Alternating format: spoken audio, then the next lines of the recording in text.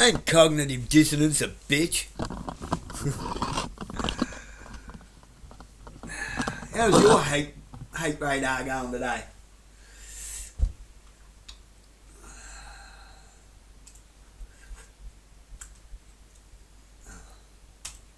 Politicians are ever talking about the things that separate us, things that make us different from one another.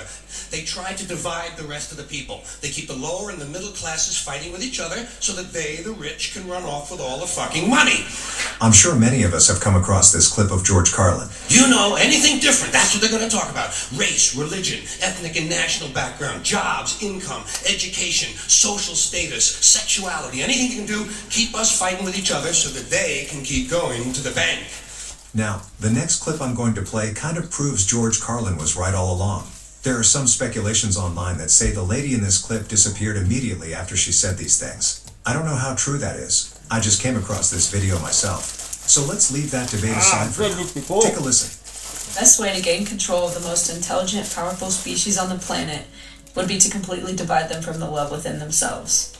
As soon as they are old enough to begin creating an understanding of who they are, force them into a system that teaches them that it is wrong to be yourself if yourself is different from what is accepted as normal. Confuse them about their own biological makeup so that they think that permanently altering their body is the answer to happiness. Require their daily attendance at an institution that makes them focus only on the information that is provided. Make them attend that institution from age 5 until an adult and repeatedly test them on the information so that it becomes their truth.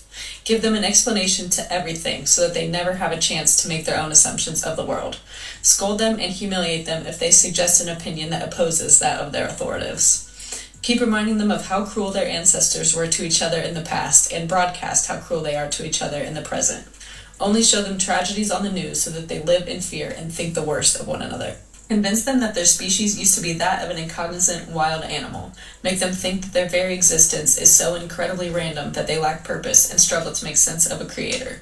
Tell them that their kind is as smart as they've ever been so that they don't question the integrity of the system that they're in.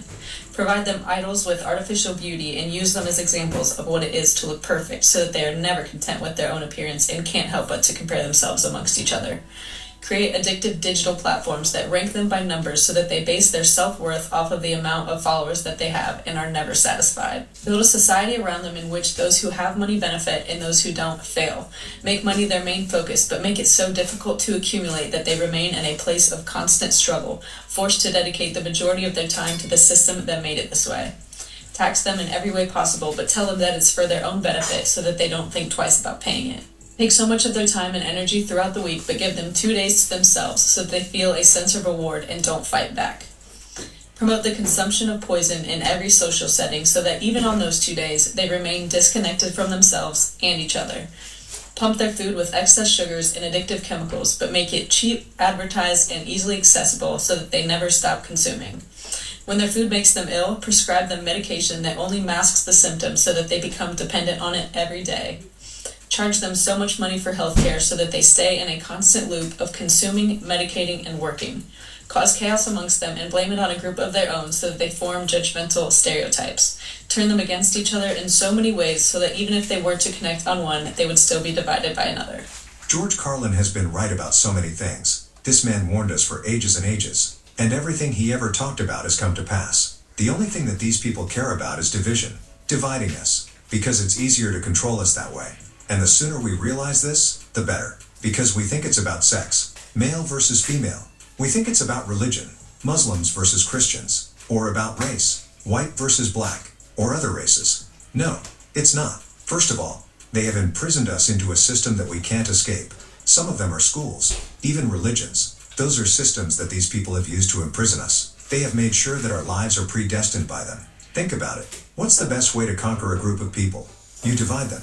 Once they are divided, it's easy to conquer them. So any person that has ever preached unity has been taken away. Martin Luther King Jr., Jesus Christ. Malcolm X was alive before he started talking about unity. As soon as he turned his attention to unity, where did he go? Back to the Maker. Sent him within seconds. Any person that ever talked about unity has been taken away. Why? Because it's easier to rule us. It's easier to manipulate us when we're divided. And the sooner we realize this, the better. Sweet and juicy grapes are bursting with flavour at Woolworths. And right. We've known this for years, yet we still fall for it, and fall for it, and fall for it, and fall for it. It's called cognitive dissonance. We go along with something that we know to be wrong. We know it's not true, and yet we go and sprout our mouth off about it, blowing our trumpets. Why? Because we want to be on the winning team. It's pathetic, really.